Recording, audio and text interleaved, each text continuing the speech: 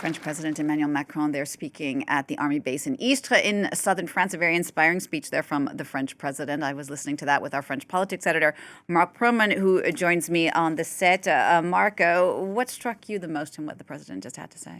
Well, clearly, this was a speech about what's the environment around France, obviously mentioning what's happening with Russia in Ukraine, what's happening also in Greenland, some references also to the ongoing events, tragic events in Iran. And with this background, he said, we need to continue beefing up our military. Obviously, he didn't say that there were budgetary constraints, as we're witnessing every day here in France. He did say we need to continue building up our forces, having more munition, having more investment in space, having more investment in drones, having transforming what the defense industry into a kind of a war economy. He said, we're lacking, we need to continue. And he said more money is on the way. He said he had asked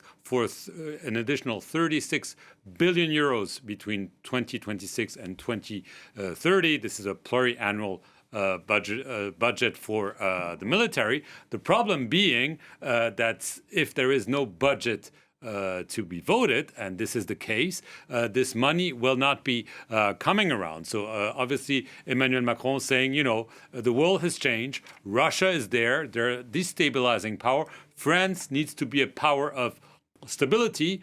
He did refer, not by name, also to even what some allies of France are doing, that is obviously the United States. He said that some of them were going back to colonialism. And obviously this can be seen as a reference probably to what happened a few days ago in Venezuela with the decision by the Trump administration to capture the president Nicolas Maduro. So he said in this environment, we need really to continue what I achieved during my two mandates, that is doubling the military budget.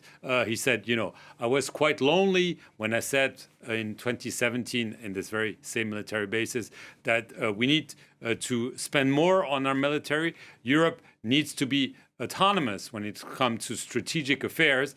This was a rather lonely call at this time, but he said, since the war in Ukraine, since the recent developments, I feel that we're understood not only here in France, but across Europe. Indeed, and he did make a lot of mention of Europe, particularly mentioning some countries by name with whom France has worked, the UK, Italy, talking about the coalition of the willing. Yes, absolutely. He did say that there were some partnerships either with Italy, with the UK, and so on, in trying to build programs, because obviously the problem is that France cannot build every program, plane, tanks, radars on its own. There needs to be cooperation just because the price tag is so high for very sophisticated military equipment. And so he did say this is important, but he also said that European defense is more necessary than ever. He said, I've always advocated for this, and it's true. He's been advocating for this. He says there needs to be maybe a European pillar within NATO, and clearly the latest tensions with the Trump administration, tensions that were already there when Trump started saying Europe should pay more for its defense. He said, we did so. We are delivering on this. But he also said, for instance, that France has already sent a small number of troops to Greenland to participate in a joint military exercise with Denmark. And he did announce, this is one of the few announcements, that France would send additional means in the air, on the ground, but also on the seas to Greenland. This is obviously some kind of response to Donald Trump claiming he wants to control Greenland, either buy it or own it or whatever. Clearly, this is for Macron. He didn't challenge Donald Trump. He didn't name him. He didn't talk about the United States.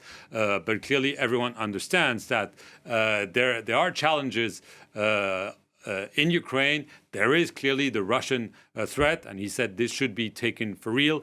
Russia is not a faraway threat. It is an immediate threat. But clearly, there is also a challenge by our own allies. And clearly, he had in mind Donald Trump. And to make this all work, obviously, it's not just about the money that you mentioned to come up with this $36 billion by 2030. Also, you need people to be doing this, to be part of the new military. And there was a new campaign that has been launched recently in France for new recruits. And Macron actually made mention of young people getting involved. Yes, absolutely. He made the announcement a few weeks ago that there will be a new national service. It wouldn't be mandatory, it would be voluntary. But he said, we started recruiting this week. The first troops will start serving by September. The objective is to enlist 3,000 people this year, and then get to maybe 10,000 in 2030. Why is that? Not so much to go to fight in Africa, in the Middle East, in Ukraine, or elsewhere,